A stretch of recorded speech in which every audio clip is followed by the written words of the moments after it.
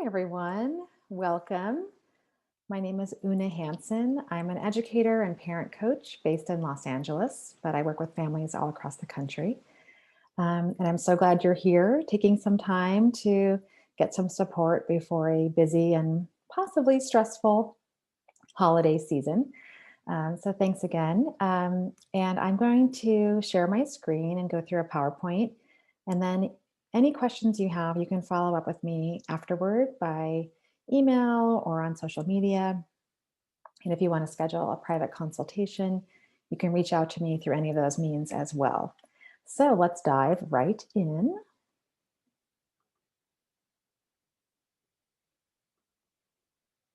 Okay, so I love this photo.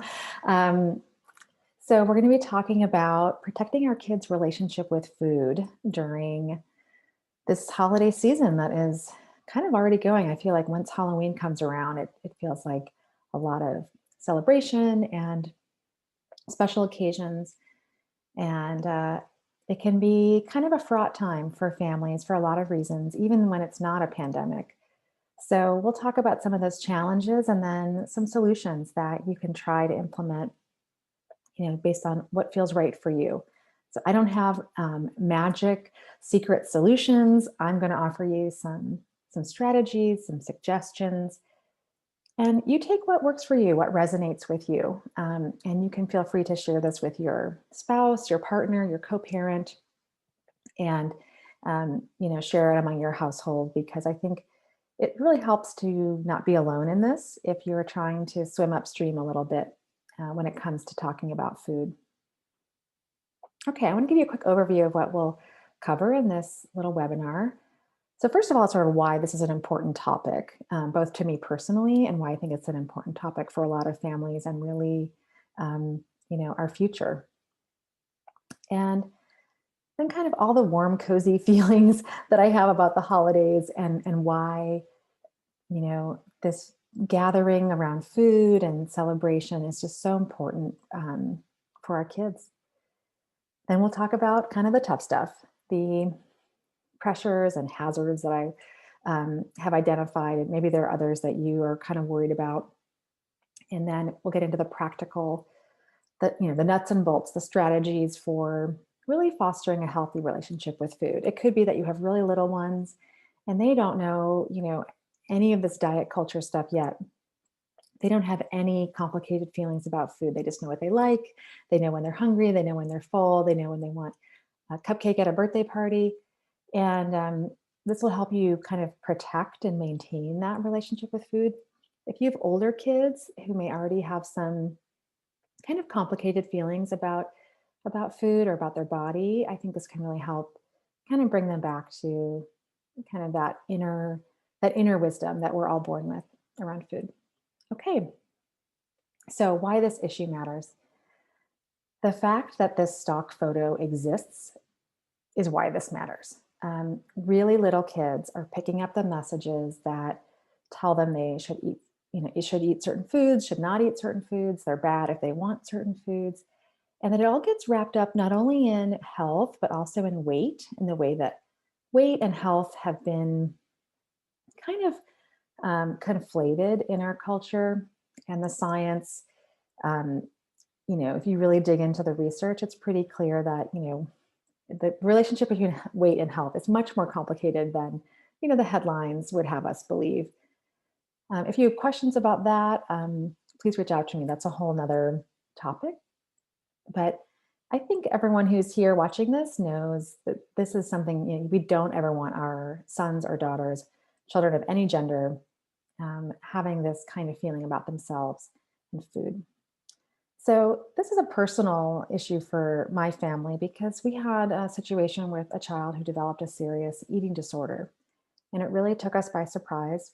And I learned more than I ever wanted to know about eating disorders, their causes, and the ways that we can support recovery, the warning signs, the things to look out for. So, I love helping parents get educated because I think when we have information, we just have more confidence and we'll know when to worry and when to seek support. Um, But this issue isn't just about preventing eating disorders. It's really about making sure our kids are set up for a lifetime of freedom around food, right? I think about our future, and we have a lot of challenges in our world, right? I want to make sure this next generation can live full lives without burdened by that kind of chatter, right? About what they should be eating, whether they should be eating something, if they've eaten too much, and really just get back to that kind of natural relationship with food. And it really frees you up. I mean, think about all the time and money and resources you've spent maybe thinking about or worrying about food. And if you could get that time back, get that money back, get those resources back, like what could we have accomplished, right? So I want to think about giving our kids this gift of freedom and connection when it comes to food, so they can, be part of making our world a better place, and they aren't kind of burdened with all these worries. So here we go. Okay, here's some of the good. The good news is that our families are really protective factors for our kids when it comes to food. I'm sure you're familiar with the decades of research that point to the benefits of family meals, from academics to nutrition to physical health to mental health to overall well-being, self-confidence, vocabulary. I mean, the list goes on and on. And it doesn't always have to be like this. This is kind of an ideal scene, right? Everyone's having a good time. I know meals aren't always all smiles. And dinners in general are hardest, right? Especially if you have little ones when they're tired. But it can be, as long as it's one parent or guardian and one child. I mean, that counts as a family meal. It doesn't have to be homemade. They don't have to be candles. It can just be really simple. But it's about putting the rest of life on hold. The phones are off. Maybe you have some music playing. Ideally, the screens are off, unless in my house during the World Series, for instance, TV was definitely on during dinner, but that was a special occasion. But really giving yourselves a time to connect, because when our kids are together around a table, enjoying food, enjoying conversation, they really get a sense of belonging and connection. And holidays are kind of that, but kind of even more intensified, right? So we might have special recipes that we make at the holidays. There might be special treats, lots of things about kids, right? Getting excited for the holidays. Maybe you celebrate Advent. Maybe they have an Advent calendar, or depending on what holidays you celebrate, you probably have little ways of getting the kids involved. So it's really a powerful thing, and we want to make that. We want to kind of get all of the goodness out of that experience, and so that's why it's so important that we keep our holidays protected from negative messages about food. Okay, so here are some of the hazards. We hear a lot at the holidays about guilty pleasures, feeling guilty. Oh, I was so bad today.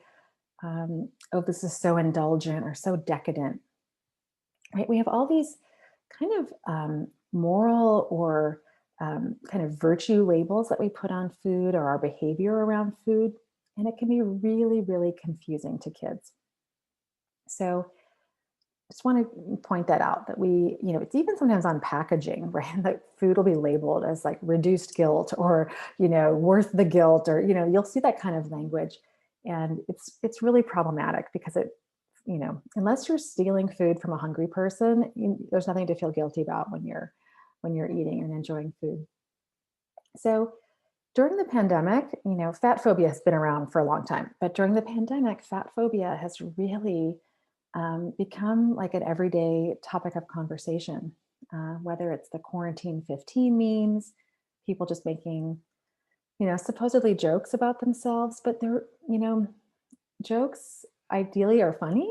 I don't think making fun of someone's body size is funny. It can be really, really harmful. So, you're going to notice that there are jokes, even on TV shows, even on, advertisements, cute shows for kids about Santa Claus or, snowmen. There'll be fat jokes, and it's really, really unfortunate. So, because our culture is so uh, fearful of weight gain, um, of being in a larger body, of eating the wrong foods, we can often hear a lot of really problematic talk about what people plan to do after the holidays, right? So people will say, oh, I'm going to go on this, cleanse in January, or my New Year's resolution will be X, Y, or Z. You'll see a lot of ads for the diet companies, everywhere you turn. The new one, Noom, it claims not to be a diet, but of course it is. It's just calling itself not a diet. I don't know who they're trying to fool. Um, and you might have family members, right, who say, well, oh, good thing I ran the turkey trot this morning. I can have that extra slice of pie. So it really can put ideas in kids' heads that can be really problematic. This is another one, and maybe this happened to you when you were little. Uh, at the holiday times, we tend to have more treat type foods out, maybe more baked goods, more candies and cookies and things like that than we might normally have around. And kids get excited about those treat foods, especially if they've been somewhat restricted around those foods. Like if maybe their school doesn't allow those kind of treats, or in your house you don't usually buy that kind of thing. So if you suddenly have this influx of cookies and things, kids are going to be pretty like fixated or excited about those things. And the only problem that comes with that is when an adult says, hey, slow down, Johnny or Janie, do you really want seconds on that pie? And when kids start to feel shame or feel like they can't trust their own body, that's when we have a problem. So kids who are questioned about their hunger or fullness, they can start to doubt themselves, and it can lead to all kinds of problems. Just a few examples. A child who's told they can't have any cookies until they do a certain thing, or they've had enough cookies for the day. That child might become fearful of cookies or things like cookies and feel that those foods are harmful and develop a really restrictive, rigid mindset. Um, More often, kids will want to seek out that forbidden fruit even more, right? That food that's off limits becomes all the more interesting and enticing. And research shows that when a food has been labeled as off limits or naughty, when you actually get to eat it, your brain lights up, in a different way, right? So we actually create some of that energy around these foods that doesn't have to be there. So we want to really be aware of the messages our kids are hearing about treats. Now, this doesn't mean you don't have to that you're not allowed to have any kind of structure or boundaries around treats or any kind of meals or snacks. So, for instance, you're setting the table. It's 5 minutes till dinner, and your kids are elbow deep in the cookie jar. You might say, "Oh, I'm so glad you like those cookies. We're going to have those with our dinner in just a few minutes. I need you guys to go finish setting the table, what have you." So it's not about making it off limits, but of course, you don't want your kid eating an entire, handful of cookies right at dinner time, because they'd probably be too full to enjoy the family meal. And remember, we want our kids eating together with the family as much as possible.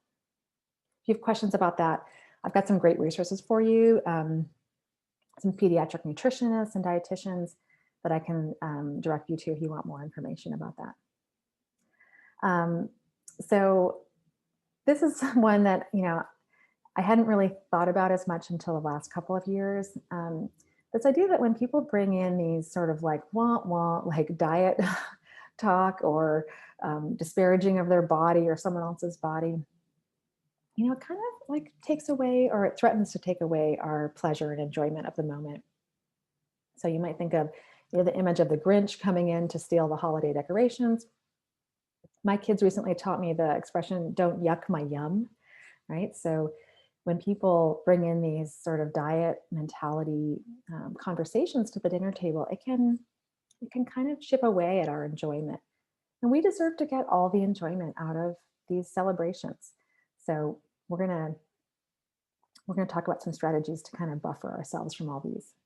Okay, so there's been a lot of pressure, I would say, in the last few years to so-called healthify recipes.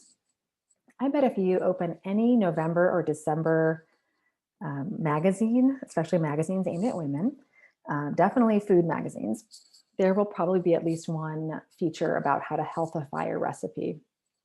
And essentially, they usually mean reducing the calories or certain kinds of fat. Sometimes it's about maybe adding in fiber or adding in more fruits and veggies. But in general, it's basically saying that what your recipe isn't good enough. And here's like a life hack, right? So it can be very seductive because it sounds like, oh, that sounds smart, right? But let's talk about it a little more. So the first thing is that when we talk about healthifying foods, um, it's kind of implying that the food isn't healthy to begin with, right? And it has a very narrow definition of what healthy means. So I want us to always be expanding our definition of health, right? It's not just what we eat or how much. So much goes into our health beyond that. I mean, what we eat and our physical activity accounts for a very small percentage of our health. We have a lot of things are just genetic, but it's also there are things like social connections, getting enough sleep, getting outside in nature, having joyful moments, mindfulness. I mean, the list goes on of the things that we can control that aren't necessarily about nutrition or exercise. So this is a big one. When we talk about foods as being healthy or unhealthy, I understand why families do that, and a lot of schools do that too. They'll show kids like red light, yellow light, green light, like categorizing foods of what's healthy or healthier than other things. And from a distance, you might think, okay, that makes sense. But when you really start to think about it, it's really confusing and potentially really harmful to kids because um, when it comes down to it, there's really no such thing as a healthy or unhealthy food, right? Foods themselves are neutral. The only problem is that we can have healthy or unhealthy food behaviors, or we can have a healthy or unhealthy relationship with food. So when we tell a child that a food is in a certain category, what it actually does is it can lead kids to have an unhealthy relationship with that food. Either they're fearful of that food or they're obsessed with that food. A child who's been restricted around a certain food that they like, they're more likely to binge on it or eat in secret or do other behaviors that you just don't ever want your child to have to experience. So this is going to be hard for a lot of people. So if it's new to you, maybe just let it kind of marinate for a while, and you can always reach out to me afterward if you have questions. But when we talk about healthifying a recipe, it's implying that the recipe before wasn't healthy. But again, foods can't really be healthy or unhealthy. It's just our behaviors around those foods. So healthifying a recipe by definition is kind of playing into that black and white thinking about foods. This is the most important one, I think. This goes back to something we talked about a moment ago. When we try to healthify recipes, again, using that quotation mark term, um, we're often making the food less delicious. I mean, that's just a fact of a lot of these recipes cutting out, the butter or cutting out the flour, whatever the kind of boogeyman is, according to that recipe developer. And, often, you might be physically full after eating the healthified version of grandma's, pie, but you might not be really satisfied, right? You might be feeling kind of like that Grinch, right? It kind of yucked your yum a little bit. And we really want to lean into satisfaction and variety and pleasure all the time, right? But especially at the holidays. So, you're not going to be eating these rich cakes and cookies and candies at the same rate the whole year, right? This is a special time of year. Let's let it be special for our kids. And you're going to feel so much better if you're not feeling restricted or guilty or resentful that this recipe doesn't taste very good. You're just going to have more joy. Okay, so you might think, wait a minute, I came to a talk about food. Why are you talking about exercise? So in our culture, unfortunately, food and exercise have been put into like an equation, right? The idea that like food is calories in and exercise is calories out, and this is how we should be living our lives according to this kind of math equation. But of course, people are not, we're not machines, we're not robots. And it's, even in terms of the metabolic science, it's just not that simple. And so we want to be really careful about the messages our kids hear about food and exercise. So Um, when we do exercise, if we have our own exercise or fitness routine, or we're doing something as a family, we really want to make sure the language our kids hear has to do with self care, right? That this feels good. And it might be that the workout is hard and sweaty and you're kind of out of breath and maybe it's a little uncomfortable, but you feel so good afterward. So it doesn't mean that like everything is going to always be easy and fun. It's okay if you like to push yourself, and it's okay if you don't, right? Just if you like to go on walks or whatever you're able to do, it doesn't have to be intense. But if you enjoy that intense kind of exercise, you just want to make it clear to your kids that you're not doing it to fit into a certain pair of jeans, right? Or that you're not doing it to compensate for what you ate. You're doing it to feel good, right? To take care of yourself, to feel strong. So this is where we want to reject that burn and earn mentality that our culture teaches us, right?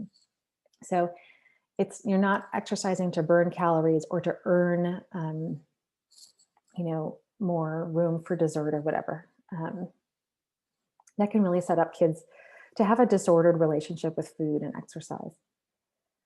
So this might be a hard one. Um, I think at least at the holidays, see if you can go without your Apple Watch or your Fitbit if you use one of those. I know some people love those. I mean, and I think the Apple Watch you can probably disable the fitness tracking aspects, or at least try to take a break from checking it because I think again it plays into that idea that we have to kind of consult an outside source to decide when to move or when to eat.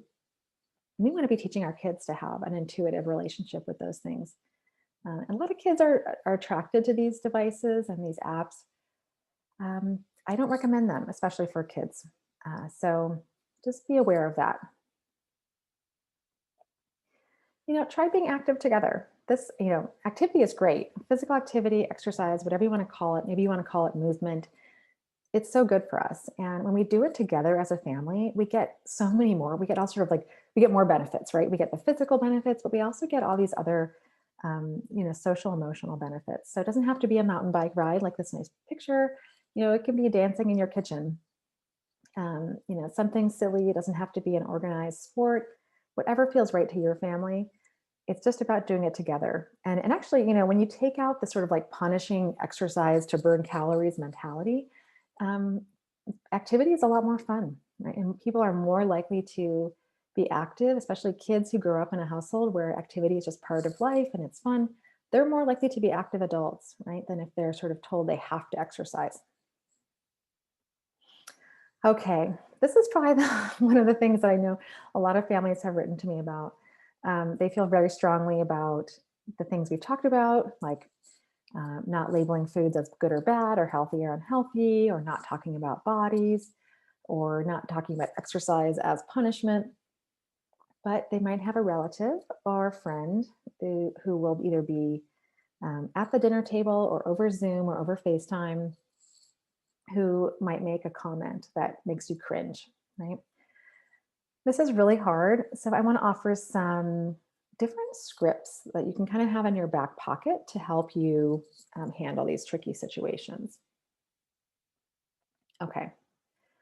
So let's say someone makes an awkward comment about the food or about their body or about your child's body.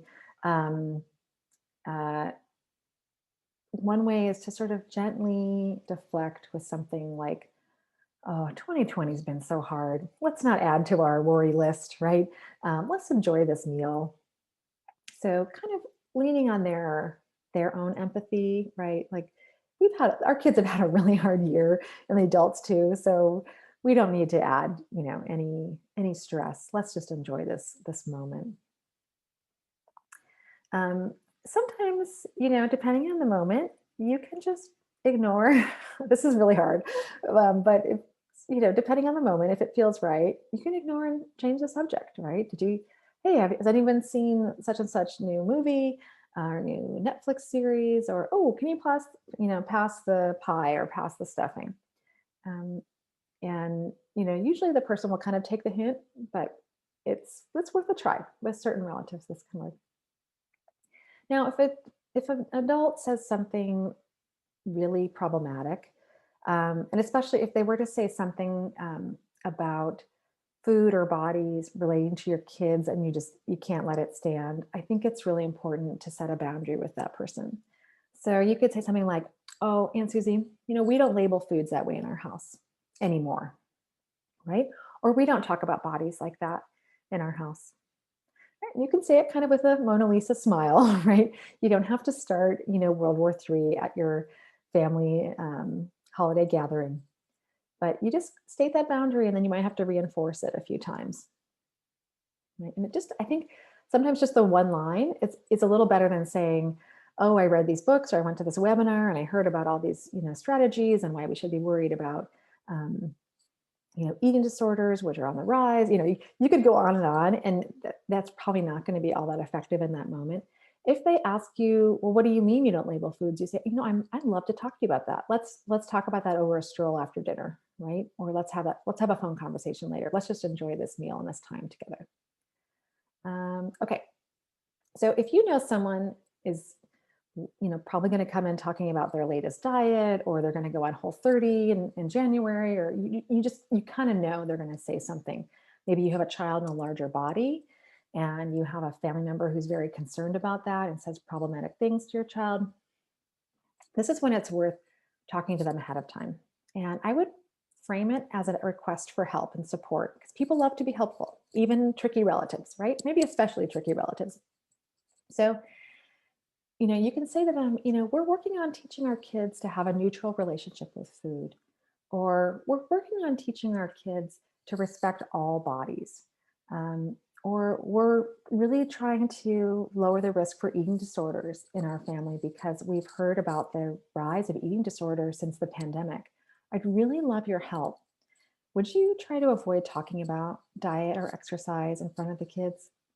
So something like that, right? So tell them what you're working on so they kind of know why you're asking. And again, you make it about you. You're not telling them what to do, right? Other than just to not talk about it in front of your kids. But you're not telling them they can't do their Whole30 or keto or whatever, right? They can do what they want, but not to talk about it in front of your kids.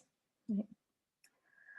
Okay, so parents, I know, and guardians, I know some of us may have our own anxieties about food. And the holidays are such a loaded time for, being around foods that maybe you don't normally have in your house. So I want to just take a moment and honor what the adults might be going through and give you some tips. If you're having anxiety about being around these foods, the first thing is just to notice them, right? If we try to kind of beat ourselves up and say, "No, you shouldn't be thinking that. That's bad. That's going to hurt the kids." Take a deep breath and just notice, "Oh, I'm having those thoughts about food, or I'm having those thoughts about, you know, weight gain or what have you." And then practice self compassion, right? This is really hard for parents, but it's so powerful, right? You have the thought and you go, "Oh, I know this is a hard time. Yeah, this is bringing up those issues from high school, or this is bringing up those issues from, when you didn't lose the weight after having the baby, or this is bringing up that awkward conversation with the doctor in the pediatrician's office," or whatever thing is, kind of like acknowledging where it's coming from, and just showing yourself some compassion that you're human, right? And we've been living in this culture, so we've had decades of training to think about food and body in a certain way. So it makes sense that we might have these thoughts. This one can be helpful, especially if your anxiety is coming from specific people or places in your life. So if you think, "Oh, I can't have seconds," right? You're going to notice it. You're going to give yourself compassion. Like, okay, that makes sense that I might be worried about having seconds. And then where did I learn that? Right? Thinking about this, like, did a family member say something to you? Did a doctor say something to you? Um, did a coworker say something to you? Or am I, reading a lot of, wellness blogs, or am I following influencers on Instagram who are spreading a certain kind of narrow definition of health and nutrition? So just kind of starting to like zoom out of your own immediate moment to kind of where that might be coming from. Just to separate out kind of what's you versus what are messages that you've brought in. And then the final thing, of course, is that if you feel you need it, please get support for yourself. If you can manage your own kind of food issues and start to heal those, that's one of the best things you can do for your kids at the holidays or at any time of year. So the support could look like working with a professional. There are a lot of professional counselors out there who specialize in healing people's relationship with food. But there's also, if you can't access that or that's not the level of support that you need, there's so many great books and blogs and podcasts out there. Uh, and if you can't find them, just reach out to me and I'm happy to point you in the right direction. And also, if you go to my Facebook page that's called Parenting Without Diet Culture, I offer a lot of links to things that are helpful to parents to kind of relearn or unlearn some of these things. So my compassion, I send you compassion, and I hope you can give compassion to yourself and get the support that you might need. And we're not going to turn off these thoughts, decades of thinking overnight, but we can start to notice them and not always verbalize them in front of our kids, and that can make a big difference. Okay, so just to wrap up with a few reminders of kind of what we covered today, we're going to model enjoying a variety of foods, right? We're going to eat what we enjoy, right? Every meal isn't going to be like mind blowing or every snack or treat, but we're going to model that we can enjoy a variety of foods. We're going to trust kids to trust their own bodies. So if our child says they're hungry or they're full, we're going to trust them, so they can build or hold on to that intuitive relationship with food. We're going to establish boundaries with friends and relatives, right, who might be around our kids. And it's the holidays. We're going to focus on comfort and joy. We need this so much. I mean, we always deserve comfort and joy, but this season is all about that, about hope and about togetherness and belonging. Going through a hard time, we need to have hope. And those special foods help make those memories and connect us to our family. And we need that more than ever this year. So I hope you can have comfort and joy as often as you can during the holidays this year. And